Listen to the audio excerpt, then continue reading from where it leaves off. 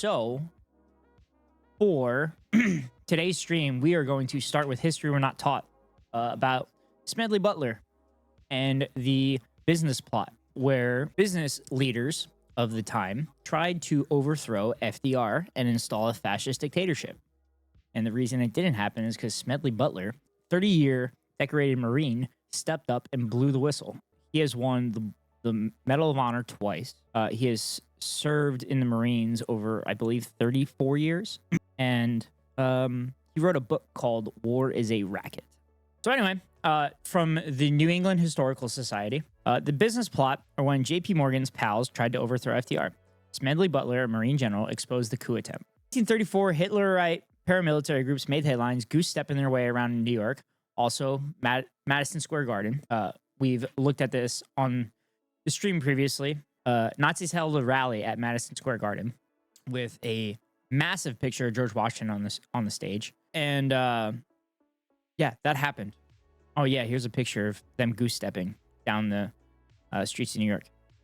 FBI Director J. Edgar Hoover got wind of a fascist conspiracies against the government.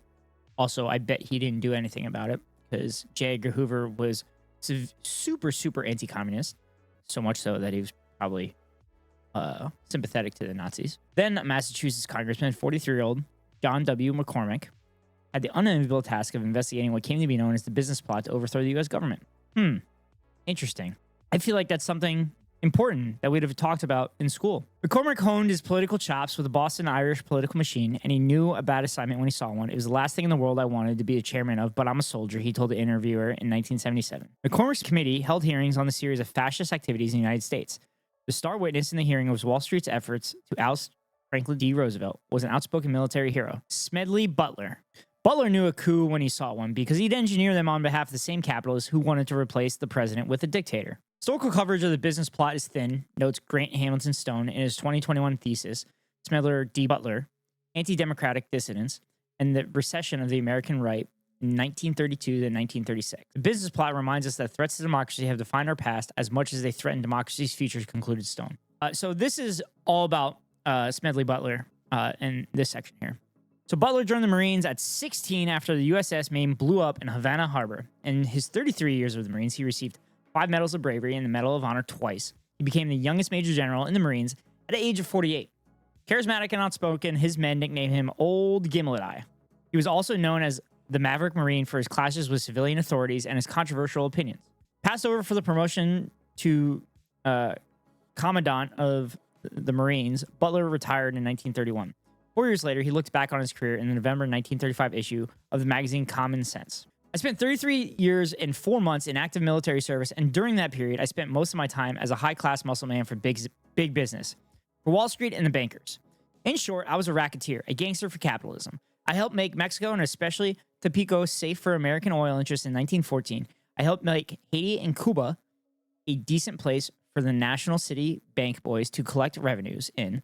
I helped in the raping a half-dozen Central American republics for the benefit of Wall Street. I helped purify Nicaragua for the International Banking House of Brown Brothers in 1902 and 1912. I brought light to the Dominican Republic for the American sugar interests in 1916. I helped make Honduras right for the American fruit companies in 1903. In China in 1927, I helped see it that Standard Oil went on its way unmolested. His experience in China may have soured him in the U.S. adventurism that benefited big business. Warring forces had set Standard Oil plant on fire, and the Marines put it out. David Shoup, decorated Marine, who served under him, later recounted the China campaign. We didn't know what the mission was, but we landed at the Standard Oil docks and lived in Standard Oil compounds, and we're ready to protect Standard Oil's investment. I wondered at the time if our government would put all these Marines in a position of danger where they might sacrifice their lives in defense of Standard Oil. Later, I discovered that, of course, it would and did. It was only some years later that I learned that General Butler had been thinking the same way. That's super bizarre. Who would think that you would send military members to protect private capital and private investment in other countries? Color me shocked. This Smedley Butler guy, he's got some ideas. After he resigned his commission, he began to speak to veterans groups around the country, ardently denouncing the government's mistreatment of veterans. Popularity among military veterans and his outspokenness against the government put him on the radar screen of men who hatched the business plot. On July 1st, 1933, Smedley Butler was at his home in Newtown Square, PA, Philadelphia area, go Philly, when he got a phone call from a man who said his name was Jack. Jack asked him if he'd meet with two veterans, William Doyle, head of Massachusetts American Legion chapter, and Gerald McGuire, former head of the Connecticut chapter. Butler agreed, and shortly thereafter, the two men arrived in a chauffeur-driven limousine. They wanted Butler to deliver a speech challenging the leadership of American Legion at its national convention in Chicago. They knew Butler, a critic of Legion leadership, hadn't been invited, so they proposed a subterfuge. He could go as a delegate from Hawaii. They told him they had $100,000 to pay for veterans who couldn't afford to go on their own. And they showed him the speech they wanted him to give. It defended the gold standard. Roosevelt had taken the US dollar off the gold standard in April 1933, a month after he took office. He hoped to reverse the deflation that had ravaged farms and small businessmen who couldn't repair their debts.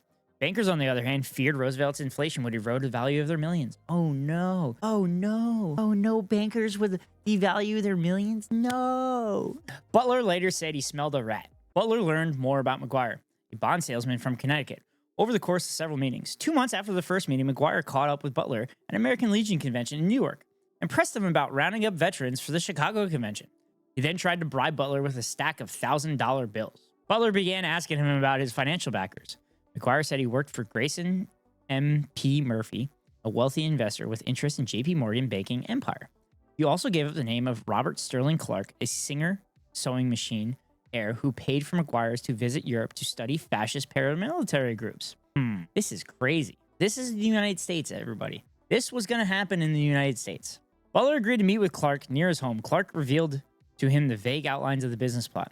He also told Butler, who wrote the speech on the gold standard, that McGuire wanted him to deliver. John Davis, former candidate for U.S. president and currently chief counsel for J.P. Morgan. Meeting ended badly. Carter offered to bribe Butler and baited him by saying Morgan interests preferred Douglas MacArthur for the role of dictator. Butler left in anger. I mean, to be fair, MacArthur was kind of a psycho, so it's understandable why they might want him for the role of dictator.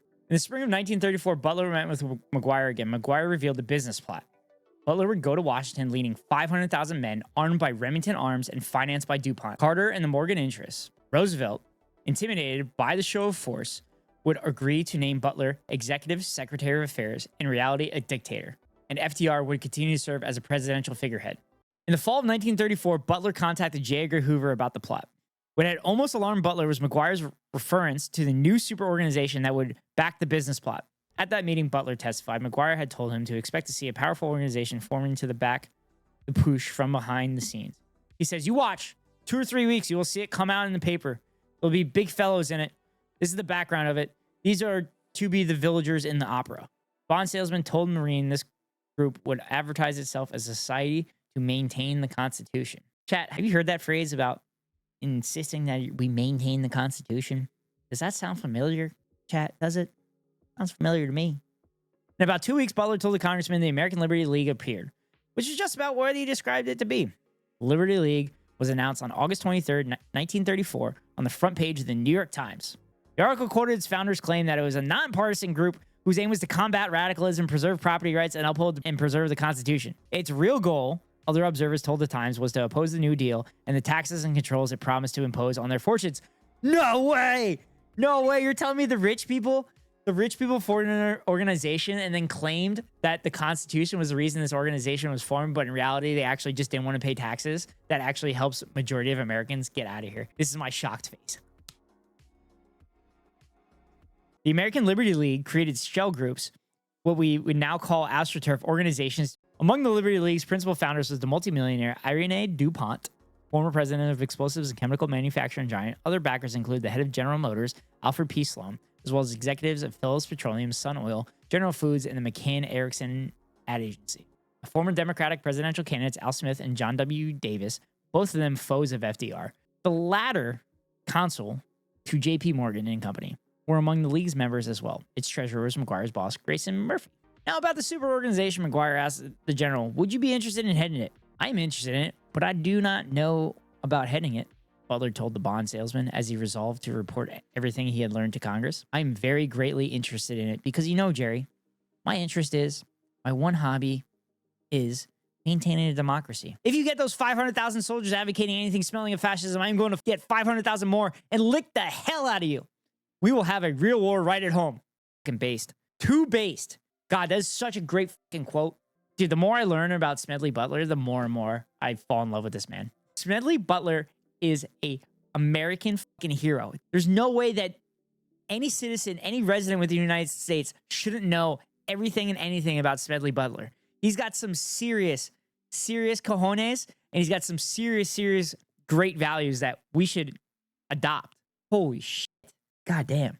This is terrifying, but also not surprising. Yeah, Keko. This is crazy. This is fucking insane. In addition to contacting the FBI, Butler did an interview with the Philadelphia Record reporter, Paul Comley French. French then interviewed McGuire, who confirmed everything Butler told him. Oh my God. These people are so fucking stupid. These people are so dumb. Like, they had so much gall that they're just going to straight up, yeah, we want to overthrow the government. Yeah, of course we do. We definitely want to overthrow the government so that we can make more money. They straight up admitted it. What the f? On November 20th, 1934, John W. McCormick, Sam Dickstein, and the rest of the committee took testimony on the business plot in a closed meeting at the New York City Bar Association offices. McCormick had chosen Sam Dickstein, a Jewish congressman from New York, to co-chair the committee. The McCormick-Dickstein Committee, forerunner of the House Un-American Affairs Committee, took testimony from Butler, McGuire, and French for 5 days. Sitting beside Butler in the hearing room was a journalist who wrote the Post article, Paul Comley French. Knowing the committee might find his story hard to swallow or easy to suppress, Butler had called on a reporter whom he knew from his time running the Philadelphia police to conduct his own investigation. French told the congressman what McGuire had told him. We need a fascist government in this country. He insisted to save the nation from the communists who want to tear it down and wreck all that we have built in America. The only men who have the patriotism to do it are the soldiers, and Smedley Butler is the ideal leader. We could organize 1 million men overnight. Chat, have we ever heard this sentence right here? We need a fascist government in this country to save the nation from the communists who want to tear it down and wreck that we have all built in America. Save the nation from the communists who want to tear it down and wreck all that we have built in America. That sounds like something you hear at the RNC constantly. Chat, remember how I always say conservatives are really good at conserving talking points? This is from 90 fucking years ago. This is 90 years ago. They're saying the same shit. Nothing ever changes. This is why it's important to literally learn from history. You learn all the talking points. You learn nothing changes. These fascist motherfuckers say the same shit they've been saying the whole time. McGuire, the journalist, added, had to continually discuss the need of a man on a white horse, as he called it, a dictator who would come galloping in on his white horse. He said that was the only way to save the capitalistic system. It's almost like the capitalistic system needs a fascist dictatorship when it's in crisis. Butler added one more enticing detail. McGuire had told him that his group in the plot, presumably a clique headed by Grayson Murphy, was eager to have Butler lead the coup. But that the Morgan interests, that is, bankers or businessmen connected to JP Morgan and Company, were against him. The Morgan interests said you cannot be trusted, that you are too radical and so forth, that you are too much on the side of the little fellow. He said that the bond salesman had explained it. They preferred a more authoritarian general, Douglas MacArthur. Okay. Chat, in every iteration of fictional media, or in every iteration of any kind of story, historical story, real or made up, who are the people that said you are too much on the side of the little fellow? I feel like the bad guys are usually the ones that are against the little guy. It feels like that's always the case. Maybe you shouldn't straight up say, actually, we want to squash the poor people. The congressman also invited James Van Zandt, a commander of the Veterans of Foreign Affairs, VFW, for those that don't know, who said he too had been invited to lead 500,000 veterans in a march on the Washington. The committee found Butler credible. McGuire, not so much. Dickstein, speaking with reporters, said McGuire was hanging himself with contradictions and omissions every day. I can't picture fascists contradicting themselves and admitting shit. I can't picture it.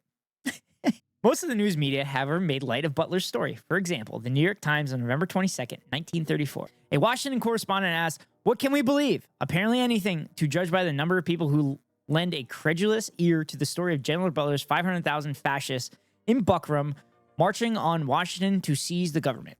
Chat, the New York Times sucks. The New York Times will bow to anybody in power, which is why the New York Times wrote glowing articles about Adolf Hitler and the Nazis.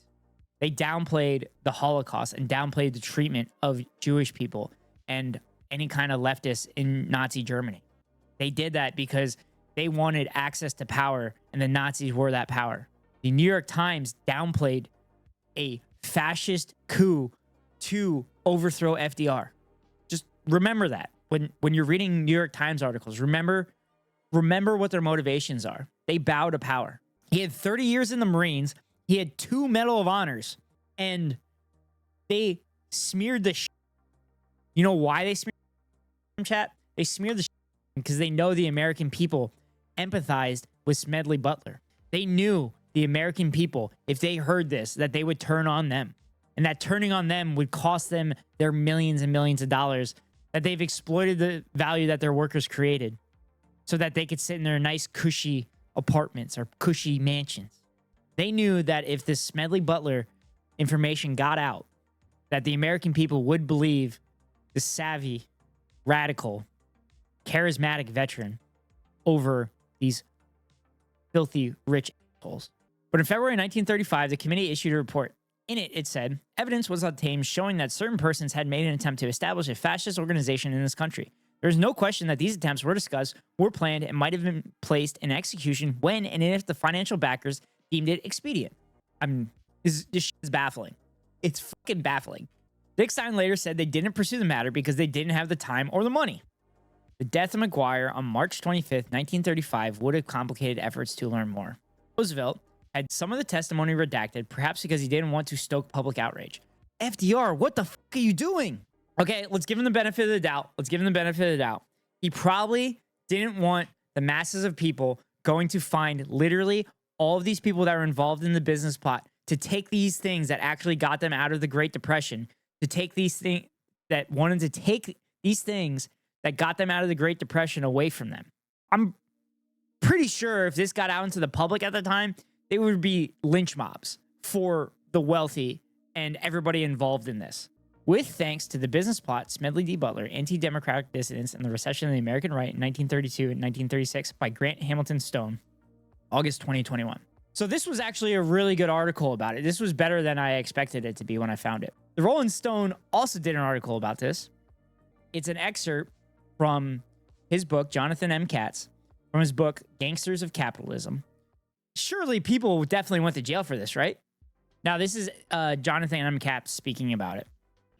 What we don't know is how far maybe the more senior members of the Liberty League, like the DuPonts, had gotten in the planning. And the reason why we don't know is because the congressional committee that Butler testifies in front of, which is headed by John W. McCormack, who goes on to become the longtime Speaker of the House, Samuel Dickstein, who was a Democrat of New York, they cut their investigation short. The only people who testify are Butler, a newspaper reporter who Butler's enlisted in sort of an independent investigation, Jerry Maguire, and the lawyer for one of the maybe lower level industrialists who's behind this, the heir to the Singer sewing machine fortune. And so absent that, more detailed investigation, we just don't know, the extent to which the DuPonts, for instance, actually were involved in the planning of a business plot. They may have already been fully involved and just stopped planning once Butler blew the whistle, or it's possible that Murphy hadn't gotten them involved yet. We just can't say. In 1935, Smedley Butler published a book, War is a Racket. He died in 1940. John W. McCormack became Speaker of the House in 1962 and served in that position until his retirement in 1971. He died in 1980. 8 decades after he publicly revealed his conversations about what became known as the business plot, Smedley Butler is no longer a household name. Few history buffs and a not inconsiderable number of conspiracy theories enthusiasts remember him for his whistleblowing of the alleged fascist coup. And now, every viewer of this YouTube video. Another repository of his memory is kept among modern-day Marines who learn of one detail of his life in boot camp, the 2 Medals of Honor, and to sing his name along with those of his legendary Marine contemporaries Dan Daly and Louis Chesty Puller in running cadence about devotion to the core. It was good for Smedley Butler, and it's good enough for me. I first encountered the other side of Butler's legacy in Haiti after I moved there to be the correspondent for the Associated Press. To Haitians, Butler is no hero. He was remembered by scholars there as a modern McCann, corrupt or evil, of the Marines. He helped lead the U.S. invasion of that republic in 1915 and played a singular role in setting up an occupation that lasted nearly 2 decades. Butler also instigated a system of forced labor, the corvée, Haitians saw it for what it was, a form of slavery, enraging people whose ancestors had freed themselves from enslavement and French colonialism over a century before. Such facts do not make a dent in the mainstream narrative of U.S. history. Most Americans prefer to think of ourselves as plucky heroes, the rebels who toppled the empire, not the stormtroopers running its battle stations. U.S. textbooks, and more importantly, the novels, video games, monuments, tourist sites, and films where most people encounter versions of American history are more often about the Civil War or World War II. The struggle is most easily framed in moral certitudes of right and wrong, in which those fighting under the U.S. flag had the strongest claims to being on the side of good. This is the exact reason why I started this Twitch channel and started my YouTube channel. I could bring to light history that we were not taught. This is why I'm here. Stories like this is why I do this. Because our history is not one of sunshine and rainbows. It is dark, dark, dark history. There's a lot of bloodshed, and a lot of times we were not quite on the right side. But it's important to learn from history, because if you don't learn from history, you're doomed to repeat it. This is why I'm bringing stories like this to the forefront, because if we can see and learn from all the tendencies from history, then we can prevent this shit from happening again. Brought up as a Quaker in Philadelphia's main line, Butler held on to the principles of equality and fairness throughout his life, even as he fought to install and defend dystopic regimes all over the world. That tension between the ideal of the United States as a leading champion of democracy on one hand and a leading destroyer of democracy on the other remains the often unacknowledged fault line running through American politics today. Butler realized that he had assisted with vicious capitalist practices and slavery, and he changed. He became better. He was responsible for all this violence and bloodshed in Haiti, and he changed. He became a better person.